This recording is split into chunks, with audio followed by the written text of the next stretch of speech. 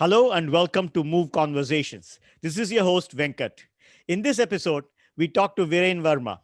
He's a fellow IIFTian and a veteran sugar trader and currently the managing director of Sugar and Commodity Risk Management, Global Strategic Procurement at the Coca-Cola Company. And he's based out of Atlanta, Georgia, and he's joining us from there. My co-producer Mriganka know Viren during the years he spent in Singapore, and he recently migrated to USA on promotion with the Coke company.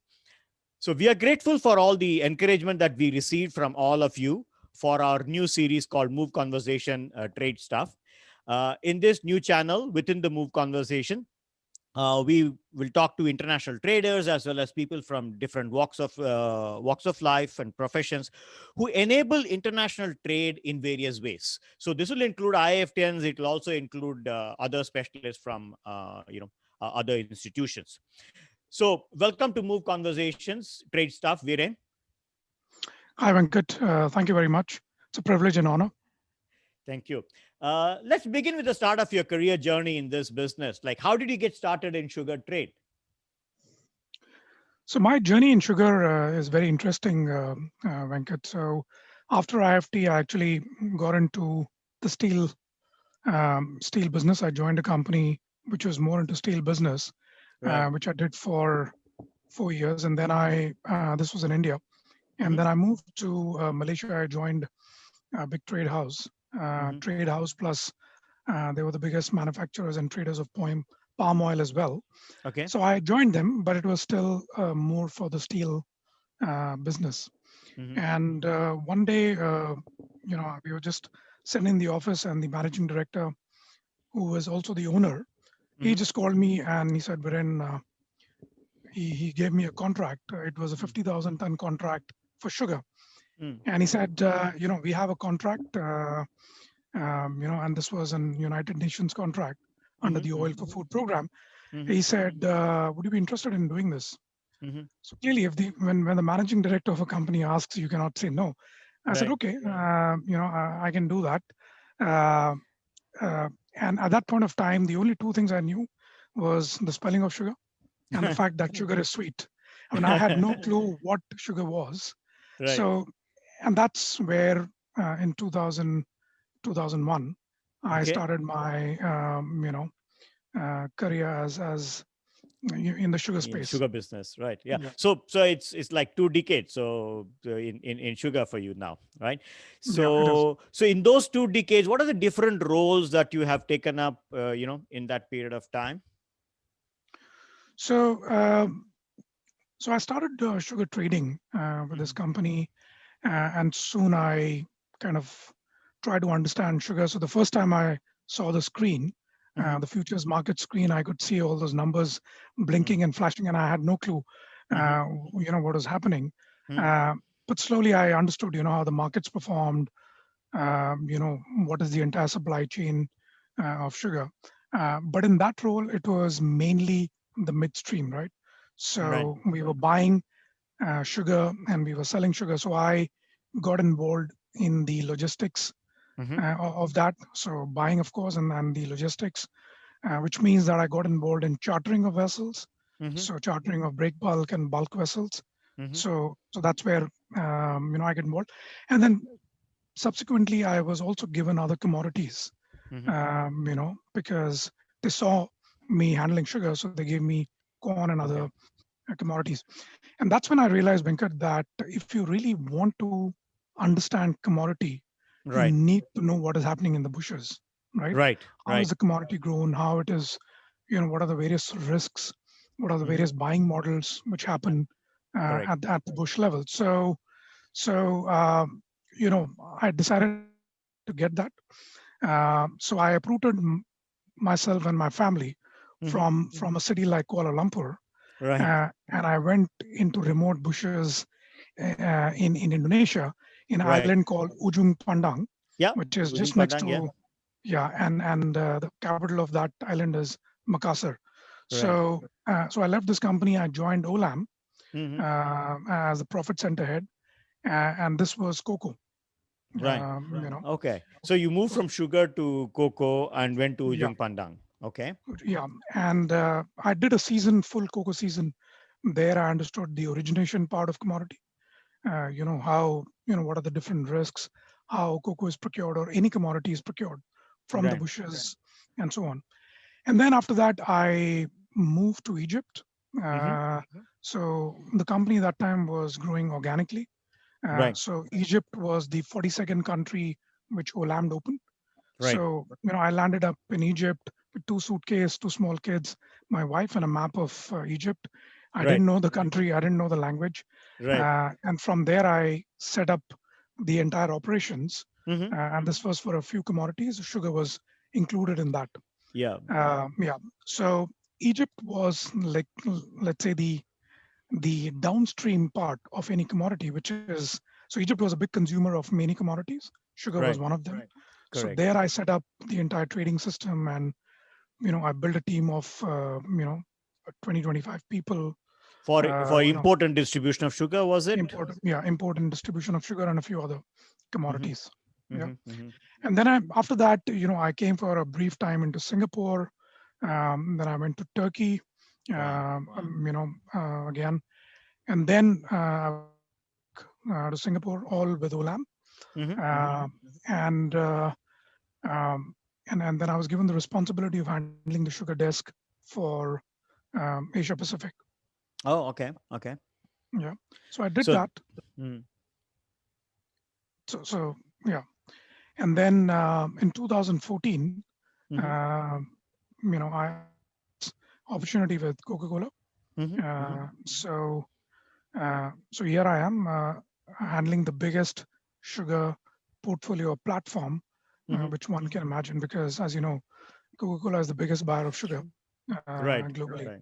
Right. But you moved into Coke in Singapore itself, and you were handling sugar for Coke in Yeah, Singapore itself, yeah. right? Initially, as So I joined them as the regional director for Asia Pacific, Right. and then within Singapore, then I got the global role. Mm-hmm.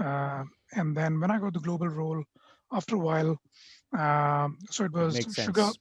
plus the added commodity risk management because of my commodity Background of trading different background, commodities, right? Yeah, commodities. exactly. Yeah. So then I realized that if I have to handle these two portfolios, I have Right. at the head office.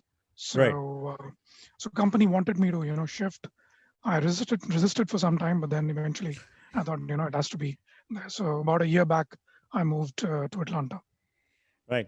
Exciting year to be moving to USA. Exciting, strange. Yeah. Yeah. Yeah. I admire the fact that you mentioned that, like, anyone wanting to learn about commodities should start from the bushes and, get to know about the product itself. And that's true for any of the commodities. And um, tell me, what are the different types of sugarcane that we should know about if you're talking about sugar? Are there different varieties? Do they matter, or it's only like sugar trade is only concerned with the processed sugar, or refined sugar and raw sugar and things like that? So sugar, Venkat, is slightly different Mm-hmm. as a commodity because unlike, let's say, grain or oil seeds or wheat Mm-hmm. or coffee or any of the other products, Right. these are the commodities which is what is grown is what Mm-hmm. gets traded. Right. But in case of sugar, it is sugar cane which Mm-hmm. is grown, but Mm-hmm. sugarcane doesn't get traded, right? It is the Yeah. sugar Right. which gets traded. So it's a different value chain and a supply chain as Mm. far as sugar is concerned. Um, to answer your question, I think I mean sugarcane at the end of the day is a type of grass, right? Mm. So Mm. 70% or 80% of the sugarcane is known as Saccharium officinarium. Mm-hmm. That's the species The of Latin species. Yeah. sugarcane. Yeah. And there are whole other species, different kind of species. Some species are more robust. They are drought resistant, disease resistant, and so on. But and if you want to really get into species, you can. But what really is important, because whether it's sugarcane or sugar beet, the final product is sugar, which has same physical and chemical properties, Mm. and that what really matters at the end of the day. Okay. Okay. So So, good that you may refer to some of the other crops. So it may be, just get some more clarity on, comparing sugar with other crops. Are there crop cycles like there are in other crops like coffee and so on? Are there off years, on years, and things like that? Or like it's more a steady crop? How does it work? Yeah, I think it's more a steady crop. So sugarcane and sugar beet. So if we look at the total sugar landscape in the world, 80% of the sugar comes from sugarcane, Cane, and yeah. it's only 20% of the sugar comes from sugar From beet. the beet sugar, yeah. Yeah, beet sugar. Europe. Yeah, and so it's typically, I mean, we can divide it in two hemispheres. So sugar is grown in the northern hemisphere, and it's grown in the southern hemisphere. Northern hemisphere, typically the season starts sometime in October, November, and it runs till April, March, April. And then in the southern hemisphere, like for example, Brazil starts sometime in April, and it runs till December.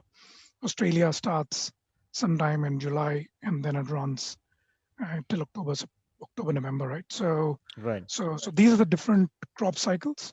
But on an aggregate basis, you will see that you will have sugar available throughout the year. And there are the crop is, the sugarcane as a crop, unlike coffee, is not like sort of doesn't have any of those idiosyncrasies of like I'm all, this year there's more supply, that year, next year I won't have that, that much supply, nothing like that. It's a very steady crop in that sense. It's a pretty steady crop. I think there are definitely patterns. If you look historically, if you go back in like 50, 60 years of data, you will see that 4 to 5 years there has been more supply than demand, and then the next 3, 4 years, or the demand outstrips supply. So these are cyclical crops in terms of the way it responds to demand, but longer cycles.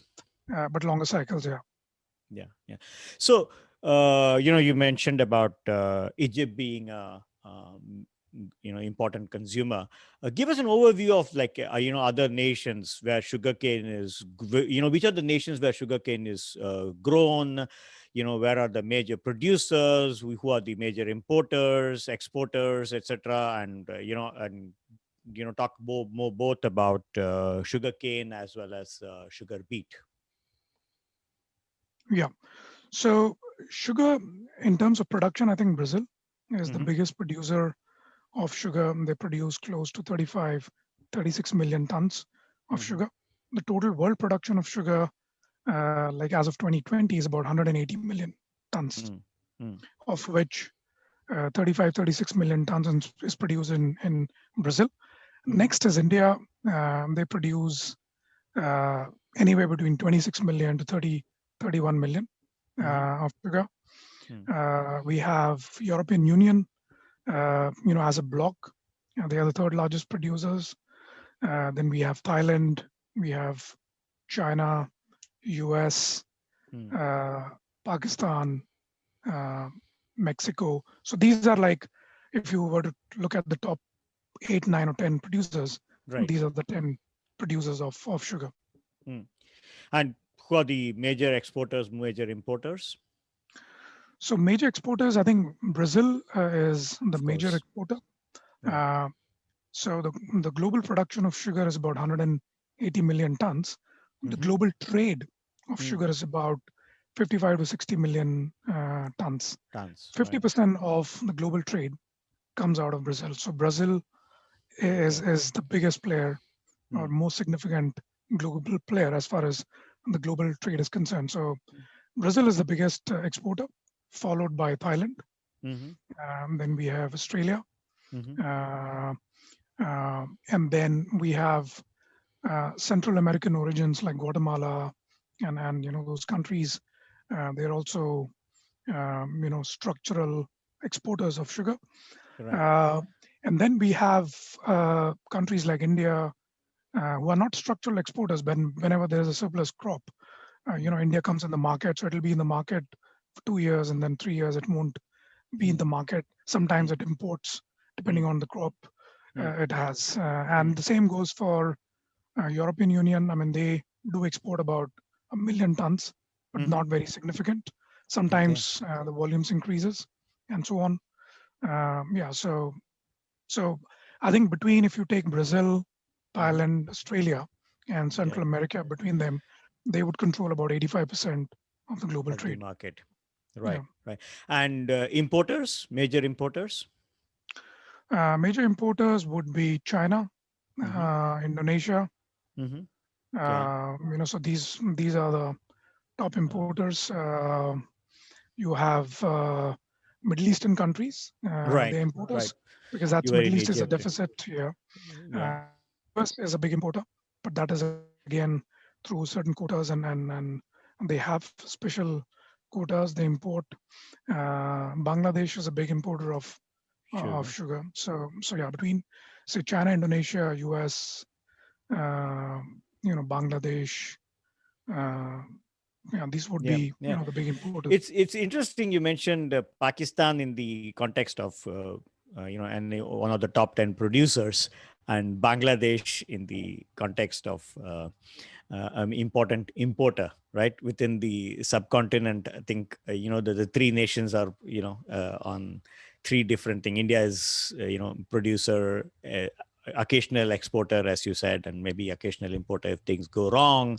And Pakistan is producer, and Bangladesh is deficit and is an importer. So interesting.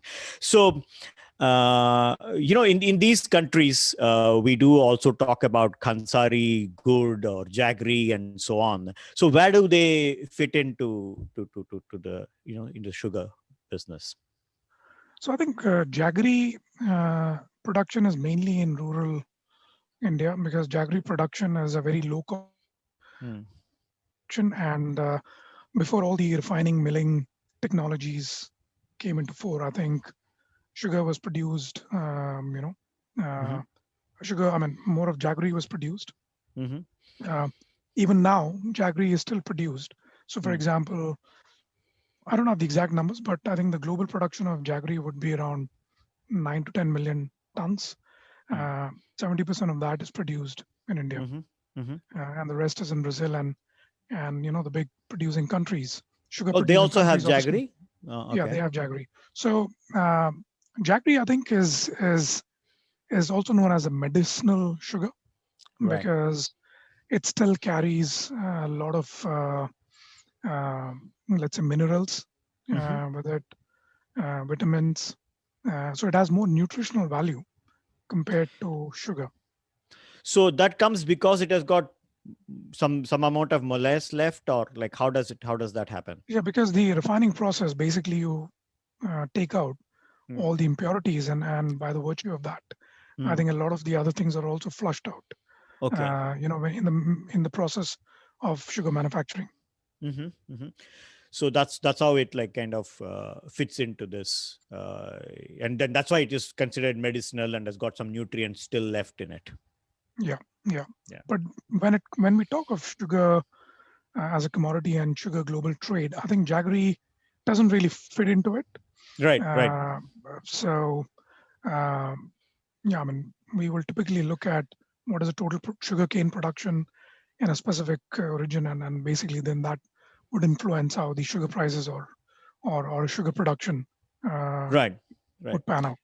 Yeah, but I asked this question because in the context of our Indian audiences, this question will come on the top of their mind, right? Like Yeah, where does this fit in, and what are the differences, and so on and so forth. So I thought that like it may be sort of appropriate to ask this question at this point, so that we get that clarity out of the way, that like in global trade this doesn't matter, but in India there is a uh, and it was interesting to know from you that like it's not just India. Even countries like Brazil have geography, have Jaggery, and so Jaggery. there Yeah, are other geographies of the world where this is produced. So yeah. that was a learning point for me. Thank you for joining us in yet another episode of Move Conversations. Hope you enjoyed this episode.